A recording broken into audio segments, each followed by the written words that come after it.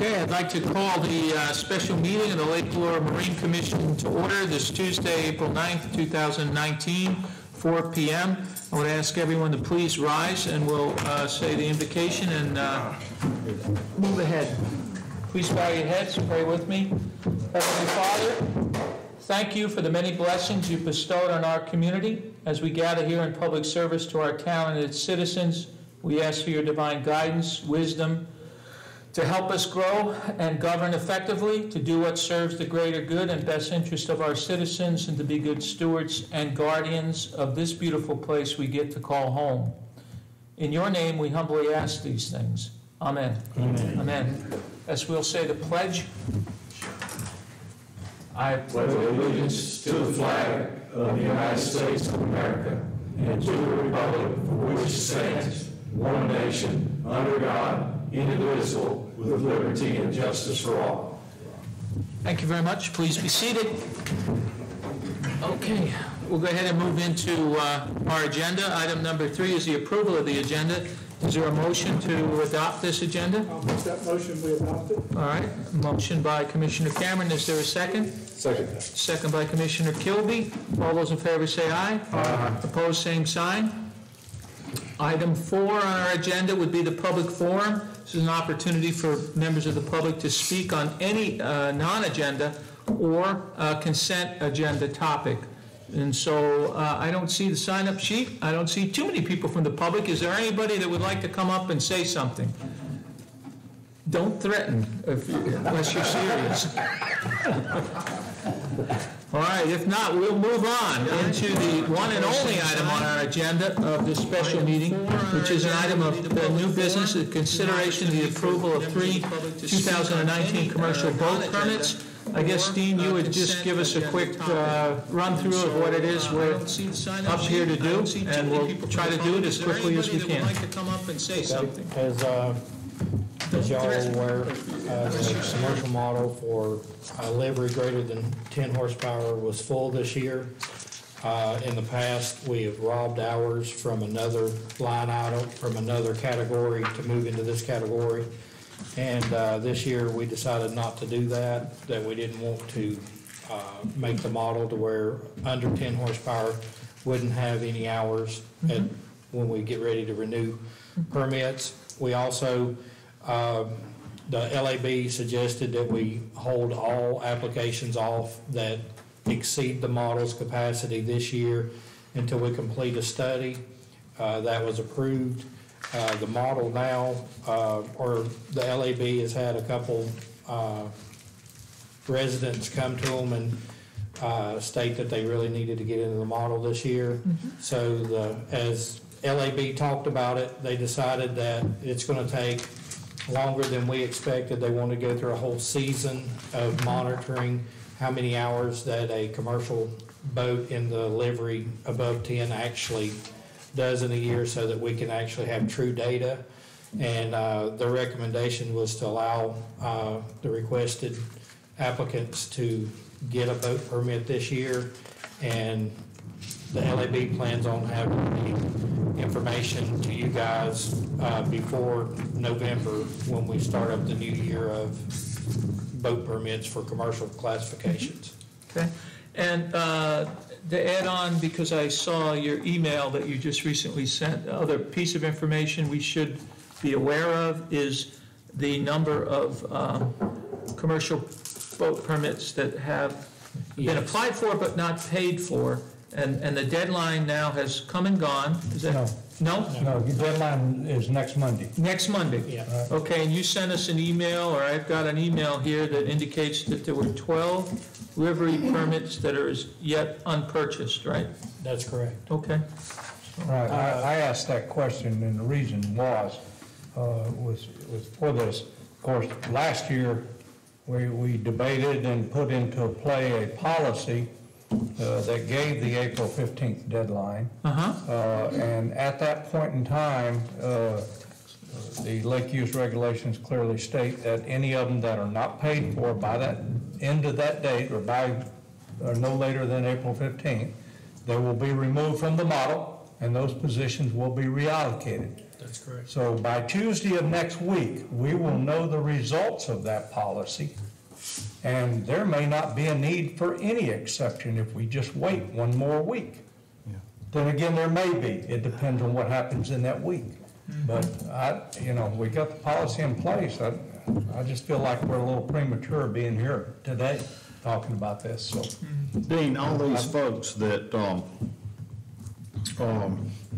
have not signed up yet, that we're talking about, was 12, I think it is. Now, they have all paid their application fee for, Correct. right? Which is how much? $45, I believe. Yeah.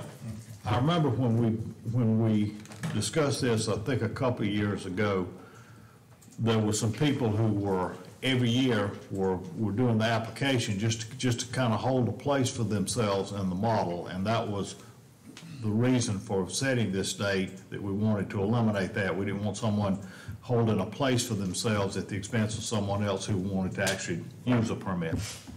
So my question is, of these 12, do we know, obviously we know who, or can look up who they are, are they some of those old placeholders, or are these folks that just probably just either haven't been by yet or maybe have forgotten that we now have a spring cutoff date for them to buy the permit? I will tell you, I haven't looked at who all it is that hasn't done it, but there is one customer who has got 6 spots.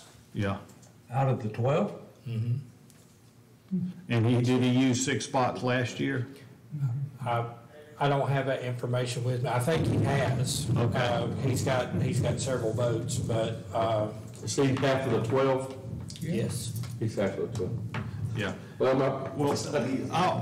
What I'm working towards here is, I can see very easily a situation coming up where we're back here with the same problem that we've had before, only it's people who had already filled out their application and paid their fee.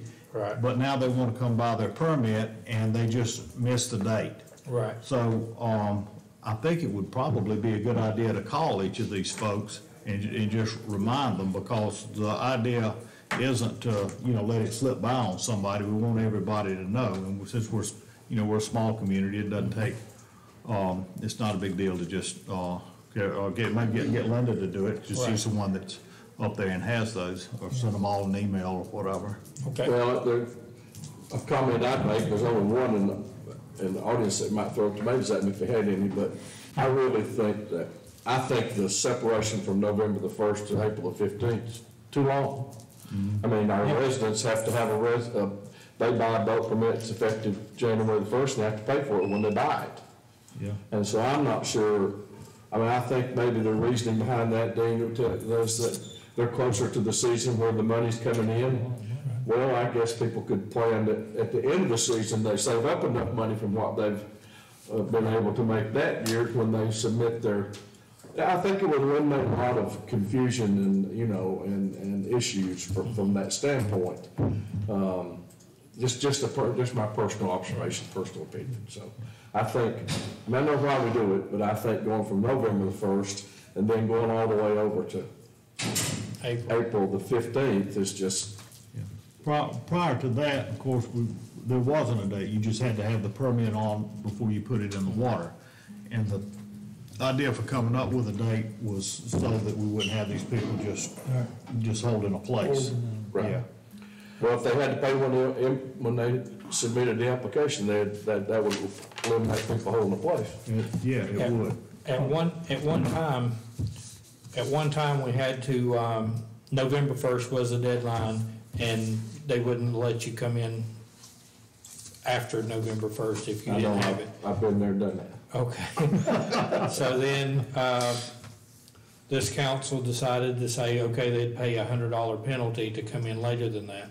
Well, we still had a few people here, like John was just illustrating, they would apply for a bunch of positions, and then they would watch how what it looked like it's playing out in the year, and then if things wasn't good, they just wouldn't buy the permit, and then that would knock other people who were trying to have a business or something, it would knock them out, because people who are higher in the model would hold those positions, but yet never buy the permit for them.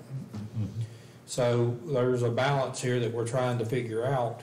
How do we get, you don't want to twist people's arms to do something, but in the same term, you want to protect the people that are trying to get in it too.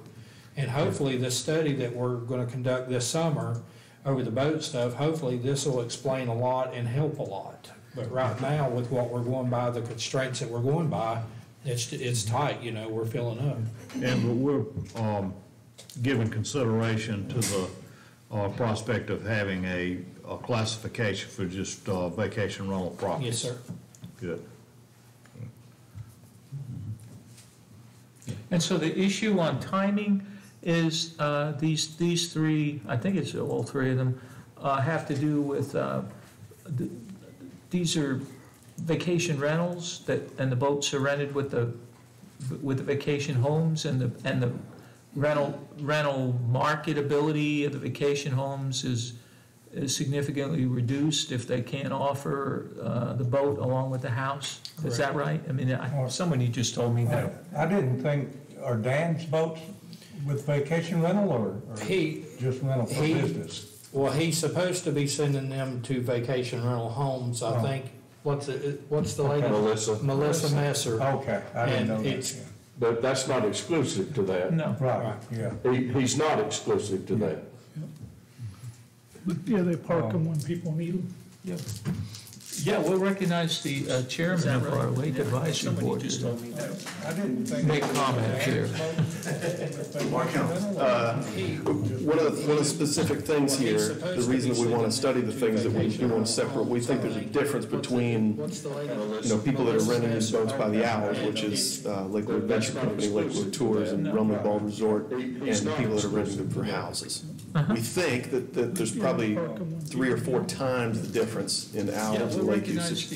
But in this, I know that we said that Dan services rental houses. In his first argument, he said that he also rented them out of a gas station while he had them. But at this point, what we said was all the 3 that we were going to let in, if they want to get in, is only for use in rental houses. That's what I specifically not for. And you did, the LAB does recommend approval of these. We received this with that recommendation. In this, So,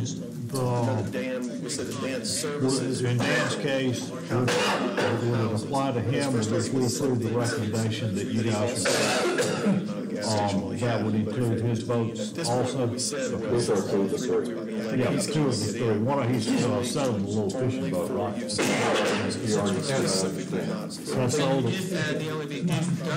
think he's asking for 2 boats. I think there's 1 boat there, and I think there's 1 other person, so we're talking about probably 4 boats total, everybody. Well, and the other one, Alexander, he hadn't paid anything. He hadn't even paid his $45 application fee or the late fee. Well, he applied last year, if you remember, however, he applied late and we denied his application because he's not a citizen who lives in California. And there again, I just can't see granting an exception in that case.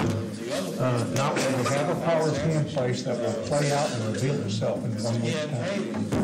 Okay, so if we decide to go the way you're suggesting, obviously, and it doesn't play out that way, then what?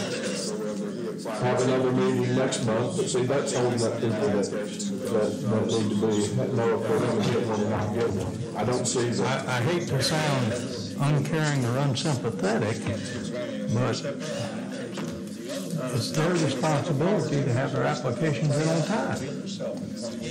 Well, I don't see any reason for penalizing the town for revenue or penalizing the person in this situation, because I'm sure they didn't intentionally forget. I understand what rules were made for. I see no harm in them granting an exception on this.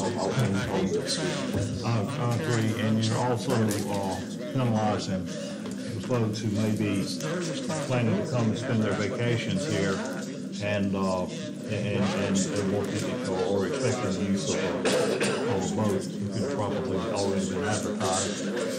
And I think I would like to, I'm not going to stop debate on it if there's more debate to be had, but to get it moving, I'm going to go ahead and make the motion that we accept the recommendation of the Lake Advisory Board.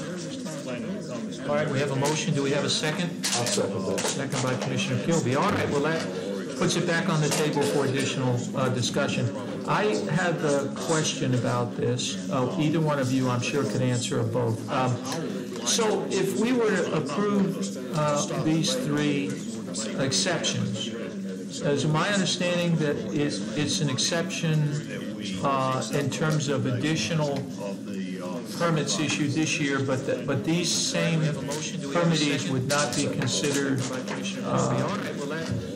we're not adding these to the model, right? I mean, in other words, if they show up next year, are they granted the same consideration as regularly permitted commercial These three exceptions. As my understanding, it's an exception. But everybody that's in the model this year. already in the model gets ahead of them, right? And if they all were to do that, we don't change the model, these three would, and we don't grant another exception, they wouldn't have a permit. To the model, right? I mean, Is it possible, given the circumstance, because I hear what Commissioner Weber is saying in terms of granting an exception on the eve of us not knowing if we'd have available spots in the model if these people do not pay by the deadline. Is there any way we could have some kind of a conditional motion that says if, you know, if the people, 3 people don't renew or whatever it is, 4 people don't renew, then these people would be given the permit, but if all or some of those slots are not available, that we would go ahead and grant whatever the additional exceptions are for these 4 people. I would not recommend a conditional exception. Yeah. If you grant the exception, that's fine, because they're going to go ahead and they're able to go ahead and buy the permits tomorrow. Right. Then next week, if it turns out that enough boat owners did not purchase theirs, then let that count against those allocations, and we'll go back into the model to replace those. And then you may have still others available as a result. And I don't want to beat the dead dog. I understand Commissioner Moore and Commissioner Kilby's argument, but what do you do 2 weeks from now if somebody else comes up and says, oh, I was late, and I'd like to get approval on my commercial boat now, rivers, vacation rental. What do we do then? Well, what we've done in the past, and we have had, not because they forgot, but let's say someone comes in and buys a home and wants to start vacation rental on it this year, and they request a commercial permit, and we've had that in the past, and we've allowed,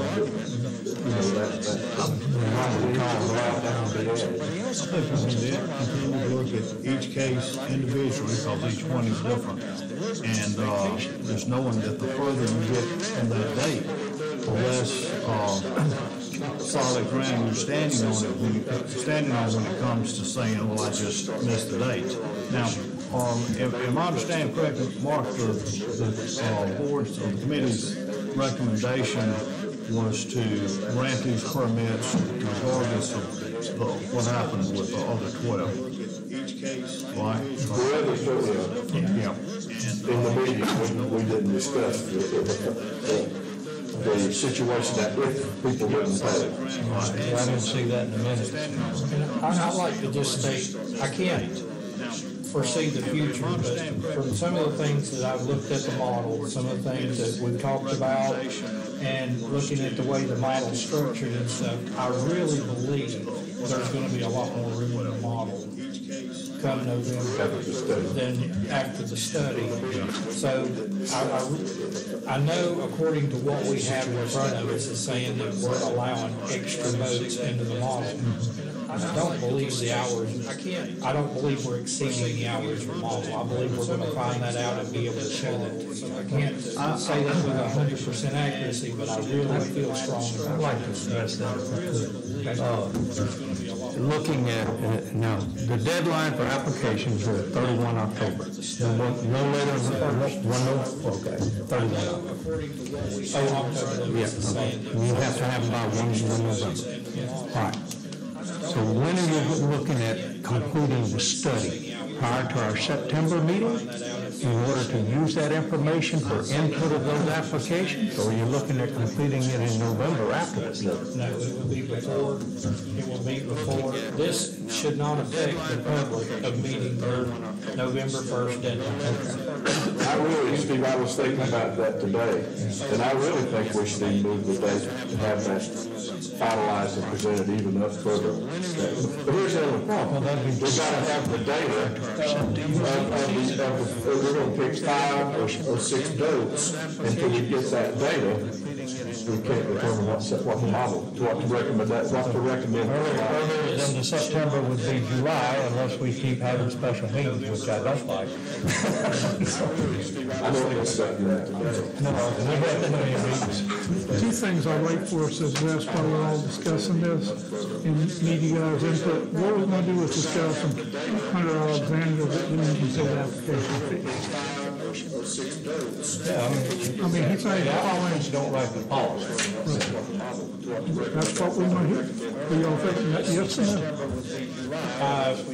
We have had several people that like boat insurance and stuff, and they will put on there, will provide once approved. They don't want to go out and spend the money and then turn out that they're denied.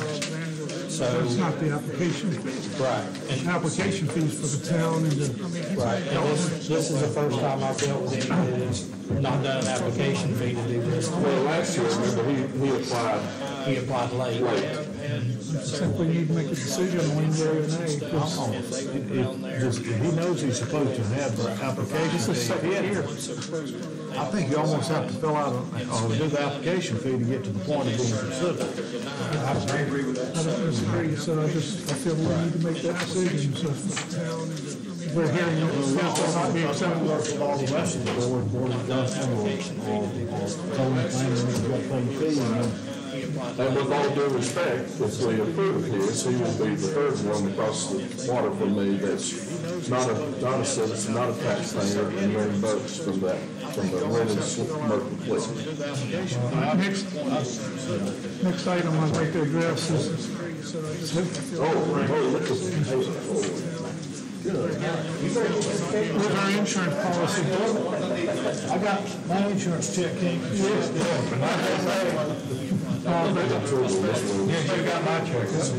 But to address John's earlier point, I'd like for us to go ahead and consider about making the payment. Should we make payment required with the application in full? Or should we make it within 30 days of when we approve the new model? Well, that's a policy. That's changing the policy. Right, but that's why I'm asking, it needs to be considered. We want to take it up next meeting? Well, if we approve it, they have to go ahead and buy it. Yeah, I think that's reasonable. And that might could be something that we even put into what we present to you guys in the fall as part of this study of maybe we can look at better ways to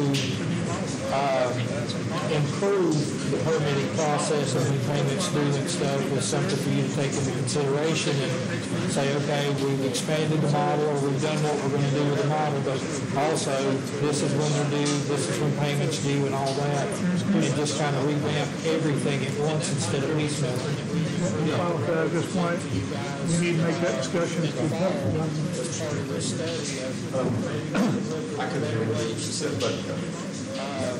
I kind of see the storm that you guys are talking about with here we are April 15, some people will pay, some people don't. I don't think we should have to pay, or I don't think when you put your application in, that's a good time to pay because some people might get turned down for their permits. But I can totally see as soon as you're either approved or not approved, you got 30 days. How about y'all taking that up on the board and do like? What I was saying is we didn't revamp that in the discussion. Yeah, I think the big difference for the town to go the extra mile with making sure people know. They say, you know, if that's what we do, that's good policy. But when they come in and pay the application, it's okay, you need to know your permit fee, the application fee. You gotta file the permit within 30 days, or whatever we decide is. After your letter goes out. And that's what they'll send out the approval letter, and maybe that letter should have an excerpt in red or something that says you have 30 days to purchase this or whatever. Especially if somebody has both types, you know, they say, well, you know, I know I've got to get my permit before I put my boat in the water.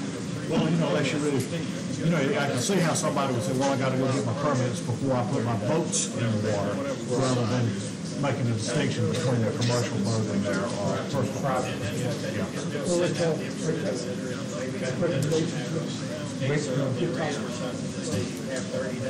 Okay, do we have any further discussion? Because we do have a motion, a second motion on the table. Now, the one thing I'm not 100% clear on, I made the motion to approve your committee's recommendation. But now your committee's recommendation includes the guys, No, not this new guy. it does not include. Including two bands and Mr. Sheedy. Okay, yeah, that's good. Motion, a second. We put no name with his application, so Yeah, he has. it's not. Not filling it out. Well, when we, in the LAB discussion, we knew of two people. We did not know of this third person. We knew that there was three people on the list. Linda could not provide that information at that time, and she was looking for the application. She couldn't remember who it was, so we just knew that there was three people. I didn't realize this until like yesterday or the day before, that it was the application that was presented, and that they hadn't paid their application fee. Don't pay the fee, you're not making an application. In the LAB discussion, we knew of two people. We did We not approve this, we're granting the exception to the first permit, three people's permits, and Two people, three votes. so you're amending the motion. That's what you guys recommend. Right, two people, three votes. Dan, two, and the recommendation was for three people. We just didn't realize who the third person was, or we didn't have that information. We just knew that three people were. then I will amend my motion. That's okay, for the two people and the three votes, not the person who does not fill out an application or complete the application fee. So the clarity of the two people of Brenham and Sheehan. Right, clarification. Bob will accept that because you seconded it, right? You good with that? Okay, so we have an amended motion now on the table. Is there any further discussion about that before we vote? If not, all those in favor say aye. Aye. Opposed, same sign. No. And my no is based on the fact, again, I think we just need to wait a week and see what happens. All right, very good. Okay, well, there being no further business on our agenda, then I would entertain a I'll make the motion. motion, we adjourn. All right, we have a motion to adjourn. We have a second? Okay, so we have an amended motion. Is there any further discussion? No second? You want to stand? I'll say. All right, all those in favor say aye. Opposed, same sign. We are adjourned. Thank you.